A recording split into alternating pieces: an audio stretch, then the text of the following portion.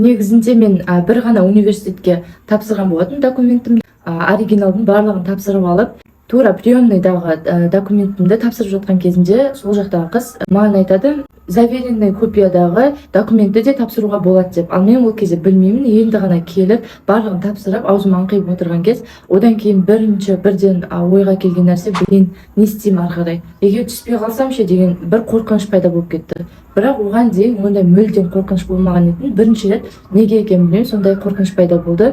Стоп дедім. Содан кейін өзімнің достарыма жазып бастадым. Не істеймін деген секілді. Олар айтты, жоқ, жақсылыққа жүрек, барлығы ойдағыдай болады. Бұйырса гранттың иегері атанасың, уайымдама деп. Барлығы маған бір қолдау көрсетті. Достарыма рахмет айтамын. Шынымен де өте көп қолдауларын көрсетті.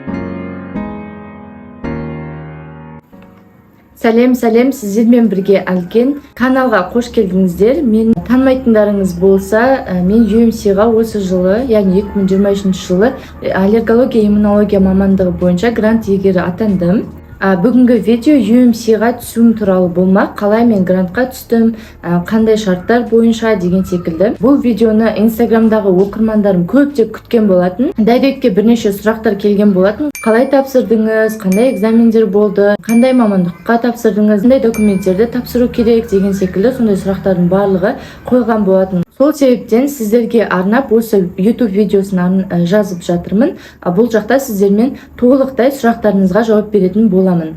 Ал кеттік, онда бастайық. Мен 7-ші курсты Южно-Казахстанская медицинская академия, яғни ЮКМА-да Шымкент қаласында аяқтаған болатын. 6-7 курсты, ал бакалаврды Қарағандыда оқыдым. Белгілі бір себептермен Шымкентке ауысу керек болды, сондықтан да ауысып кеттім. Сол жақта, яғни мамыр айында біз как раз таки госэкзаменге дайындалып жүрген болатынбыз. Сол кезде менің бір жақын досым резидентура бойынша бір сөйлесіп қаламыз. Сол кезде оған мен айтамын, оған, яғни Астанадағы медицина университетіне мен аллергология иммунология бойынша тапсыратын болдым деп. Ол айтады, сен неге UMC-ға барып тапсырып көрмейсің деген секілді, сен ағылшының бар ғой, жақсы ғой деген секілді. Одан кейін мен ойланып қаламын, UMC деген не, қандай клиника деген секілді. Одан бастап мен интернеттен қарап көрдім, қандай документ керектігін барлығын қарадым. Бір күні 2 аптадан кейін бізде день открытых дверей болады UMC-да, ашық есіктер күні. Ашық есіктер күнінде менің Астанадағы медицина университетінде оқитын досым сол жаққа ашық есіктер күніне бара жатыр екен. Өтініш аллергология иммунология бойынша маған резидентураның программасын біліп берші, қандай нәрсе бар, не нәрсе керек, қандай болу керек, қандай бір требованиялар бар деген секілді сұрақтарды қойдым.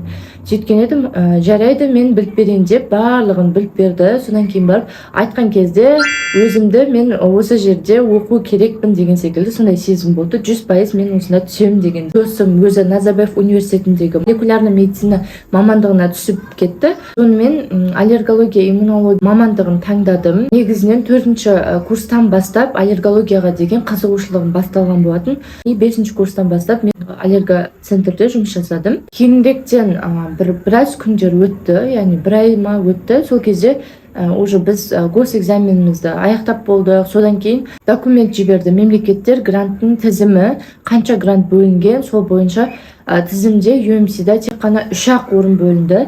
Ал қалған медицина университеттерінде аллергология иммунология бойынша 6-12 деген секілді орындар бөлінген болатын.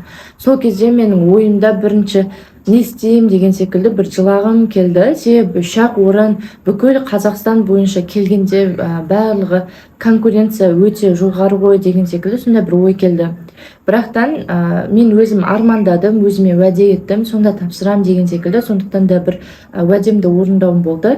Жоқ, мен тапсырам деп өзімді көндірдім. Достарым да айтты, қоя бер, қандай нәрсе болса да, аз сан болса да, сонда да тапсырып көр деген секілді. Себебі ертең өкінетін боласың деді. Шүкір, тыңдадым. Рахмет достарыма. Мемлекеттік грант списогі бойынша 3 гранттың бірінің иегері атандым. Әрине бүкіл нәрсе Аллахтан, сондықтан да бұл нәрсе менен деп айта алмаймын. Қандай мамандықтарға көп грант бөлінді, қандай мамандықтарға керісінше аз грант бөлінді деген секілді соның барлығы осы видеоның астындағы документте тұрады. UMC осы гранттар списогында болды. Сондықтан да маған трехсторонний договор арқылы болды ма, немесе клиниканы өзімен сіз келістіңіз ба деген секілді сұрақтарға жауап бергім келеді. Жоқ, мен ондай жасаған жоқпын.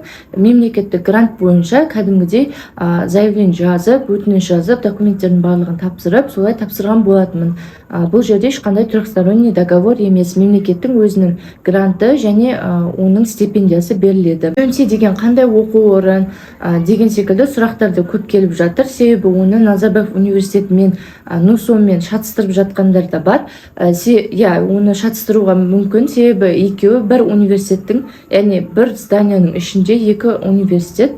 UMC ол тек резиденттерді қабылдайтын университет. Сонымен қатар ол Назарбаев университетінің корпоративті фонды. Екеуі бір-бірімен өте тығыз байланысты университеттер. Сондықтан бізде, яғни UMC-да оқитын резиденттердің Назарбаев университетінің библиотекасына және лабораториясына еркін доступ болады деп айтылды. Соңында, яғни көреміз, ары қарай көре жатармыз. Қыркүйектен бастап оқу барысында бөлісе бастаймын. Яғни шынымен де библиотекасына доступ бар ма, ары қарай деген секілді сұрақтарға сол кезде толықтай жауап бере аламын. UMC деген Швейцарияның менторларымен халықаралық стандарттарға сәйкес жасалған, яғни жүйе бойынша оқытылатын медициналық мекеме. Ол Питтсбург және Израиль деген секілді мемлекеттермен алмасып оқуға мүмкіндігі бар жер. Яғни ол туралы кейінірек оқу барысында мүмкін бөлісе жатармын, қалай болады деген секілді. Әзірге информацияның барлығы осы UMC туралы. Госэкзаменді тапсырып болдым. Тапсырып болғаннан кейін ары қарай 3 күн демалып IELTS-қа дайындалып бастадым. IELTS-ті бір 10 күндей дайындалдым. Содан кейін IELTS-ті де сәтті аяқтап, сәтті тапсырдым. Ары қарай UMC-дағы документтерді жинаумен уақытым өтті. Документтер бойынша, яғни негізінен UMC-дің қандай документтер керек, резидентураға деген секілді бүкіл ақпараттар осы списокта, немесе осы видеоның астында ссылка қалдырып кетемін. Сол бойынша өтіп қарасаңыздар болады. Сол жерде бірнеше, яғни документтер бар. Ол біріншісі заявление, яғни UMC-дің басқарушысына өтініш хат, документ қабылдау бөлімінде беріледі. Сондықтан да оны ешқайдан іздеудің қажеті жоқ. Екінші нәрсе интернатураның дипломы, үшінші нәрсе интернатураны аяқтаған бойынша куәлік, төртінші нәрсе e-license деген бар, яғни ол видео менде бар. Сол видеода қалай дипломыңызды салып, өзіңіздің врач екеніңізді анықтайтын документ бар. Сол документті алуға болады деген секілді. Сол документ, яғни врач деген QR коды бар, сертификат, сол сертификат төртінші. Одан кейін бесіншісі жеке куәлігіңіздің көшірмесі, алтыншысы IELTS бойынша, яғни 5-5-тен төмен болмау керек, соның көшірмесі. Личный листок по учету кадров, оны кез келген Абди деген секілді, немесе бір канцелярский магазиннен ала аласыздар. Одан кейін еңбек кітапшасы. Егер тұрмыста болсаңыз, жеке куәлігіңізді көшірмесін алып келесіздер. 075 медициналық форма. Ол жерде тағы ескеретін жайт QR коды болу керек. Одан кейін 6-3-4 сурет. Өзіңіз оқып жүрген жердегі деканнан рекомендательное письмо, немесе мінездемелік хат. Ғылыми жобалардың тізімі, егер болса, одан кейін военный билеттің копиясы және справка о несудимости. Және ең соңғысы скоросшиватель, яғни соған барлығын салып алып келесіз. Осы документтердің барлығын тапсыратын болдық. Енді тапсыру үшін UMC-дің бас ғимаратына бардық. Яғни біздегі интервьюда документтерді де сол бас ғимаратында тапсырамыз. Бірнеше күн бұрын бізге айтылған болатын интервью түрінде өтетіндігін, және ол жақтағы басты нәрсе ол сабақ бойынша емес, көбінде профессионализм, яғни шынымен де қалау бар ма адамның, жоқ па деген секілді сондай бір мақсатта жасалған интервью болатын. Себебі бұл шетелдік стандарттарға негізделген бір экзаменнің түрі. Сондықтан да осындай бір түрдегі экзаменді өттік. Ол жерде бізде тізім бойынша шақырды. Тізім бойынша, яғни әрбір резидентке уақыт берілді. Мысалы, мен ең соңғы тапсырдым. Өзімнің секциямда аллергология, иммунология бойынша 11-ден 11:30-ға дейін маған уақыт берілді. Сол уақытта мен кіріп тапсырған болатынмын. негізі 9-дан 11:30-ға дейін болды. Ол жақта яғни аллергология бойынша бізде 3 орынға 10 адамдай, 9-10 адамдай тапсырған болатын. Және тағы да басқа, яғни бізде 9-дан 11:30-ға дейін болса, мысалы эндокринологияда 9-дан 3-ке дейін деген секілді солай болды. Ең қызығы, аты жөніңізді айтып кабинетке шақырды. Сосын кабинетке кірген кезде бізде 3 экзаменатор отырды және бір адам, ол кісі видеоға түсіріп отырды. Видеоға түсірмес бұрын рұқсат сұрайды, аты жөніңізді айтасыз, сосын яғни дайынмын деген секілді белгі бересіз. Одан кейін экзаменаторлар бірнеше сұрақтар қойды. Сол сұрақтардың барлығын айтып өтейін. Бірінші сұрақ маған, неге сен аллергология, иммунологияны таңдадың деген сұрақ болды. Мен енді өзімнің мотивациямды айттым, не үшін таңдадым деген секілді. Екінші нәрсе, ол Қазақстандағы медицинадағы оқу жүйесін өзгерткім келеді ме деген сұрақ болды. Я, әрине дедім. Өзгертуімнің де мақсаты бар. Себебі, мысалы, мен Лейдендағы медицина университетін көрдім, қандай деген секілді.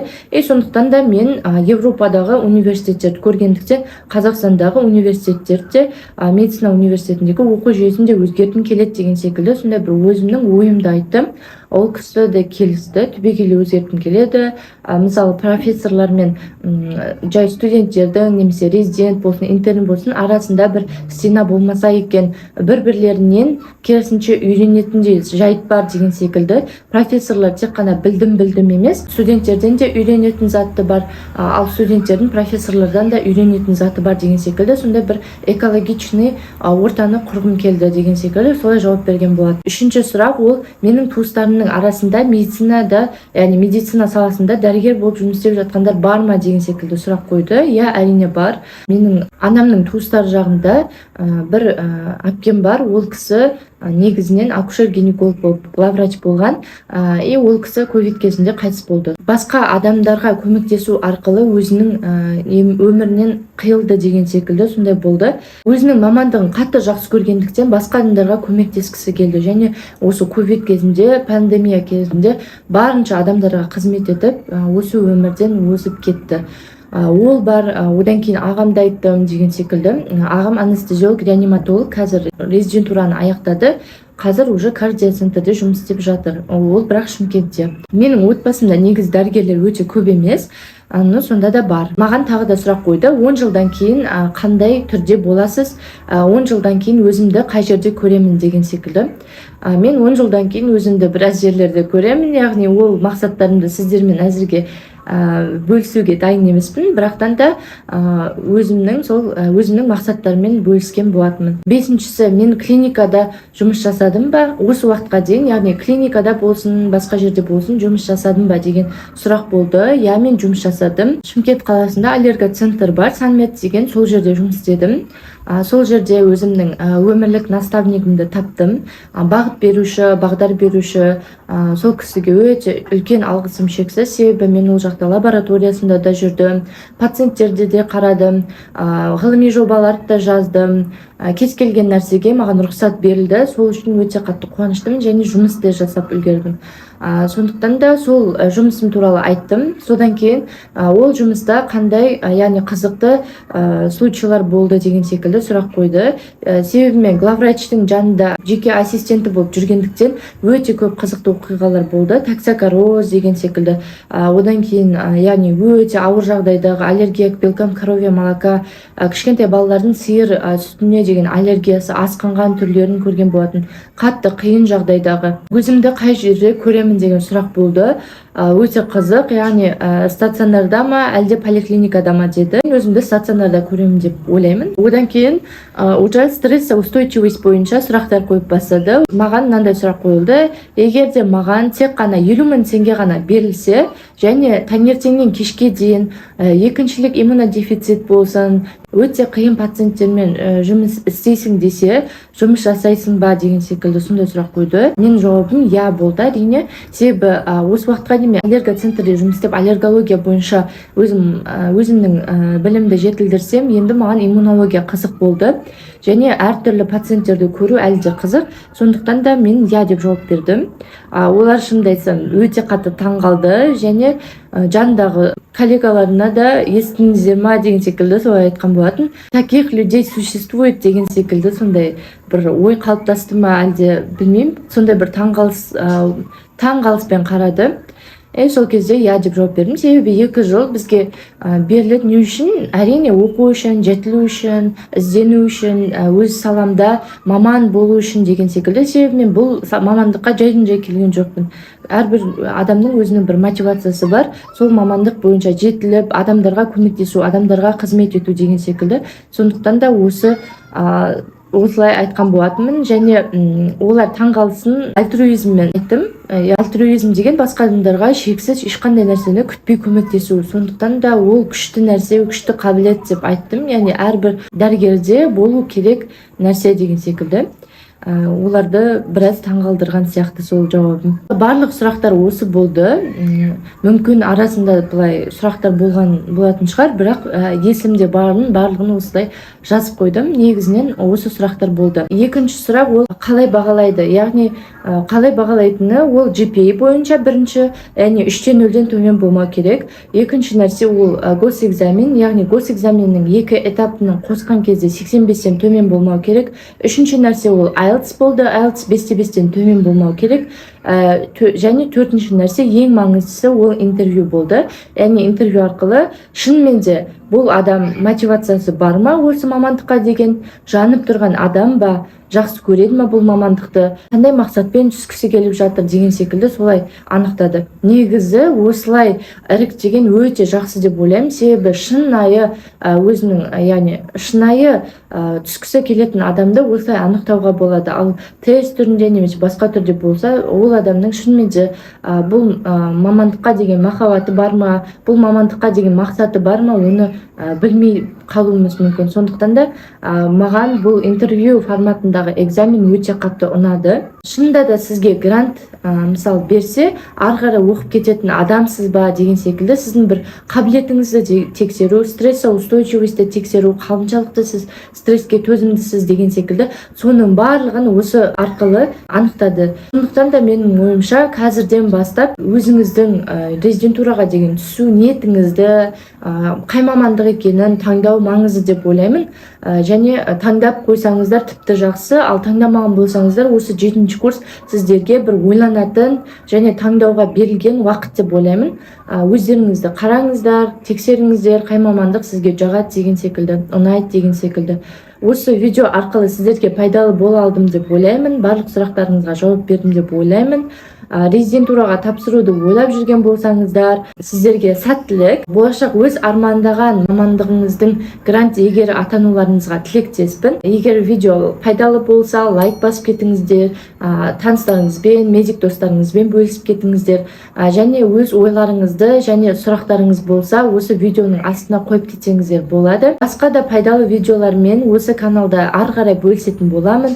Сондықтан да жазылып қойыңыздар, колокольчикті басып қойыңыздар. Сәттілік барлықтарыңызға. Қош сау болыңыздар.